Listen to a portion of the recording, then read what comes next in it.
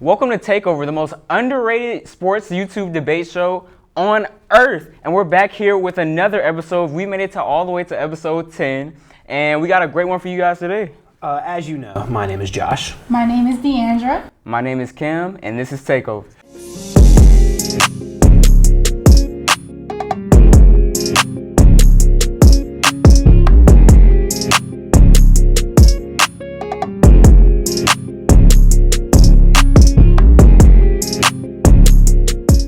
All right, so this weekend, on Sunday, we saw the official top 4 teams according to the College Football Playoff Selection Committee. We know where they're going to be playing, who's going to be playing who. Who do you guys see winning it all? Okay, I think it's obvious. I'm going with the LSU Tigers because they separate themselves from all the other teams, and they come in and day out. They play with such confidence. I mean, you saw how they decimated Georgia. This is supposed to be one of the top defenses, and Joe Burrow is still able to get 4 touchdowns and 349 yards. I mean, this is the team that isn't supposed to let a team score over 20 points all year, and they still were able to score 37-10, a total blowout. And the LSU's offense is unstoppable. Their coaching staff is amazing. And I think it will continue against Oklahoma because Oklahoma does not have the depth that LSU has. Because you have Jalen Hurts. He's a good quarterback. We saw it in Alabama, and we see it now. He's too loose with the ball. He throws interceptions. He gets fumbles. He makes poor reads and poor decisions, and most oftentimes wide receivers will be open and he would totally miss them. Those are opportunities that LSU will capitalize on, and LSU's defense was not perfect at the beginning of the year, but they're getting healthier and they're getting quicker now. Jalen Hurts will not have the time that he usually has to make reads, and he will spend that game running for his life. And if you look at the way Oklahoma has been playing for the past couple of months, their scheme is to let other teams back in the game. If you look at the game against Baylor, their quarterbacks only completed a third of their passes, and their running backs only averaged less than 2 yards per carry, and the game still had to go into overtime. You cannot carry trends like that into a game against LSU and expect to win. And as far as Clemson and Ohio State really didn't play. I don't think they've been playing their best games. I mean, you look against Wisconsin, you see Michigan, and then you look at Penn State, and I think going against Clemson, I just think Clemson is the better team, although Ohio State does have a chip on their shoulder because they lost 3 years ago. But in the end, I think it's going to be Clemson versus LSU. And a lot of people don't like to talk about schedule when it comes to Clemson, but you have to take that into consideration because all of the teams that have played against on their schedule, it doesn't even match up to the competition that they will face off in the playoffs. So in the end, I would think it would be Clemson against LSU, and LSU will get it after going 13-0. I think this is their season to win it all. I understand where you're coming from with LSU. I mean, that's a beautiful take you just did there. But I'm sorry to say this, but it's going to be the spoilers. The championship game won't be played. Well, the championship game is going to be played after the 2 and 3 team play. Whoever wins the Ohio State versus Clemson game is going to end up winning the whole entire college football playoff. When you look at the variation of talent on both teams, Ohio State is loaded back and forth. You got Justin Fields, who has the best touchdown interception ratio. He's thrown 40 touchdowns and only 1 interception. He doesn't make mistakes. And then you got KJ Hill and you got Olivier on the outside. And you have the running back J.K. Dobbins. This team offensively is packed to go against any defense, and they have the defense to back them up if their offense is not going to be there. They're having the nickname right now, Superman and the Avengers, for Chase Young and the rest of the defensive line at Oklahoma. These guys have 51 sacks. They get after the quarterback, and they're talented on both sides. When I look at Ohio State, it reminds me of a team in the NFL that doesn't have good coaching. It reminds me of the Dallas Cowboys. I'm making the comparison of Ohio State and the Dallas Cowboys. The Ohio State Buckeyes are the Cowboys with a good coach. When you look at Fields, he can scramble, he can do everything else like kind of Dak Prescott is. I'm not saying that J.K. Dobbins is Ezekiel Elliott in any sense, but he's a great running back as well. And then you look at the defense; they're built to stop. They're built to stop a lot of people. And I know people are gonna say that, Clemson has that dominance because they beat Alabama in that huge game, but Bama wasn't completely healthy in that game where they obliterated Bama, ran up the scoreboard, and so factoring that in with with the fact that Clemson's quarterback hasn't really seen, Trevor Lawrence hasn't really seen a defense like that. They haven't really faced mild competition. Their closest game was against North Carolina, and that took them all the way to the fourth quarter to win. Of course, they've improved after that, but Trevor Lawrence isn't playing as good as he was last year. Etienne is going to come and bring his game, I'm sure, but I feel like there's too many mismatches Ohio State can take for them. They're more talented than Clemson, and I feel like that's what's going to end up making them win the game and ultimately the college football playoff. Well, going last, you guys have already basically kind of come after Clemson, which is my pick because Clemson they're just too talented, man. Like you look up and down this roster. This is the same roster that won the national championship last year. Sure, they lost their entire defensive line. But this is Clemson. They have 5 stars that were backing up those 5 stars. They still had Xavier Thomas on the edge. And they have plenty of 4 stars in the trenches, too. They've got Isaiah Simmons roaming the middle on defense, who is looking like the best middle linebacker in the country.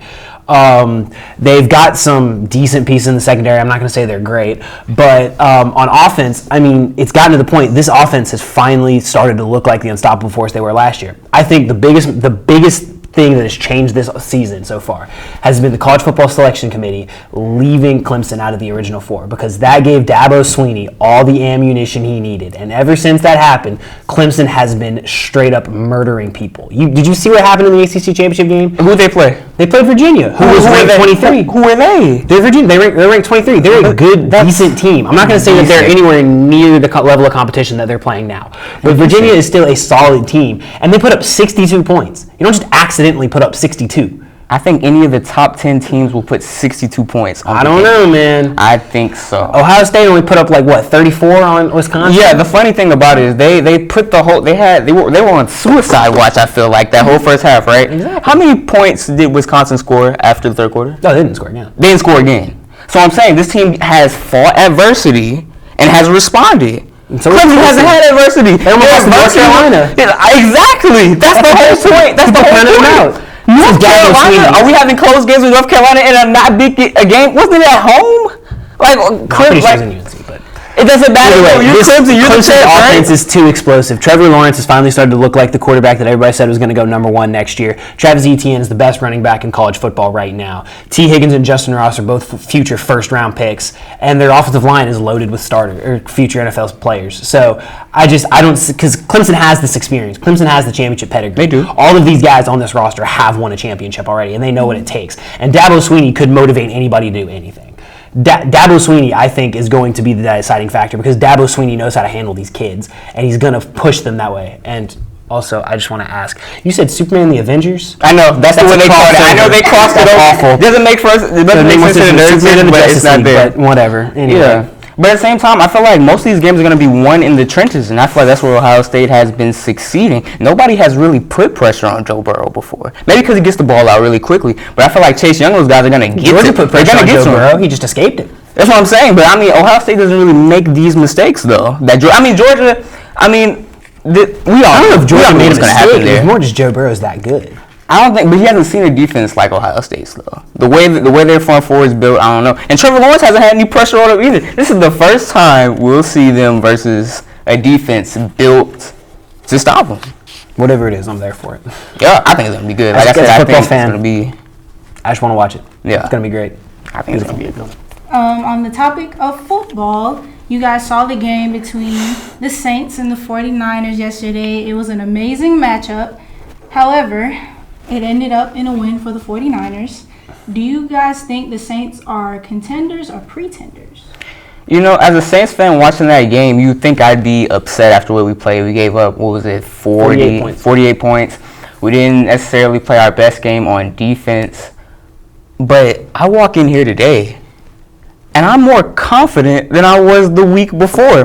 The Saints offense just shredded the number 1 defense in the NFL. They made Bosa, Sherman, whoever else on that defense look like they weren't there. Drew Brees came out swinging. Jared Cook came out swinging. It doesn't look like anybody, no cornerback in the nation right now, in the NFL, can guard Michael Thomas. It looks like mismatches everywhere, and the Saints have been getting more and more aggressive with their run game as well. When you look at Latavius Murray, Alvin Kamara hasn't been having the best season this year. I feel like they've locked up on that outside game, but I feel like the Saints are getting better in the trenches, and when they get healthier up front, with the addition of Max Unger and Armstead getting back to health, that team is going to be unstoppable on offense.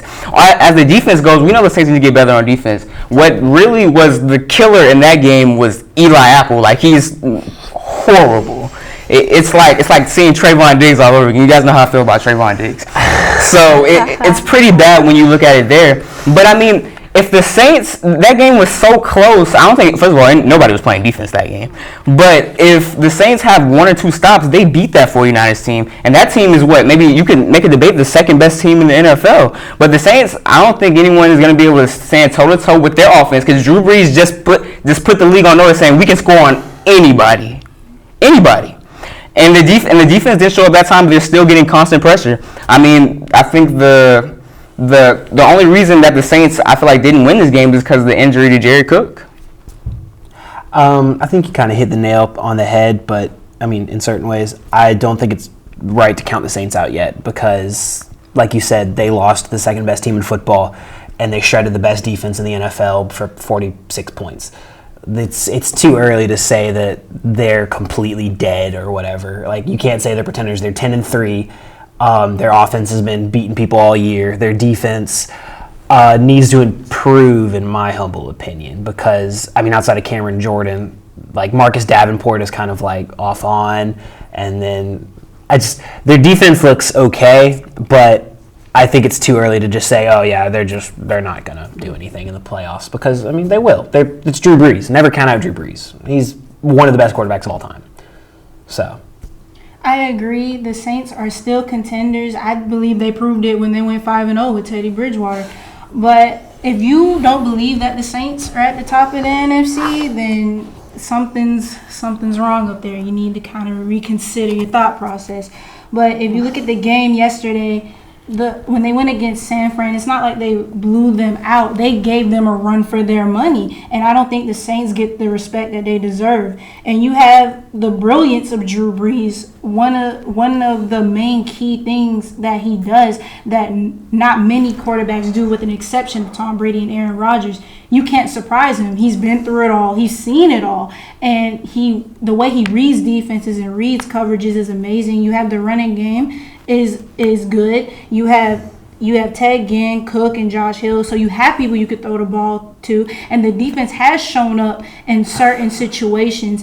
And I'm going to use this example, take it how you will. When you're playing a video game, you don't start off with the boss. You go through every stage, and you go through every adversity, and you go through every trials and tribulation that get you prepared to go to the boss. And that's what I describe the NFC as, and that's what the Saints are going through right now. They're going through trials and tribulations that will ultimately get them to the goal, which is the Super Bowl. So although people may think they're not unbeatable, yes, they can be beat. However, that can be said for any team in the NFL. Well, every team has their flaws, and Definitely. When you have a top 5 quarterback of all time, it's relatively hard, at least in my opinion, to count him out. The only thing at all. But that is going to be the end of episode 10 for us, and this will be the end of season 1 because we will have to take a break, unfortunately, because, I mean, we're in college, so we're probably like, we don't even know Christmas is a thing because, you know, we've been studying for finals, and it's pretty depressing. I cry at night. But look, I mean, season 2 is going to be spectacular for you guys. We're going to do a whole lot of different things. You guys got anything else to say? We appreciate the love and the support. If you want to tell your friends about us so that we can get even more love and support for the next season, that'd be fantastic. Merry Christmas. Happy holidays. Happy birthday to me.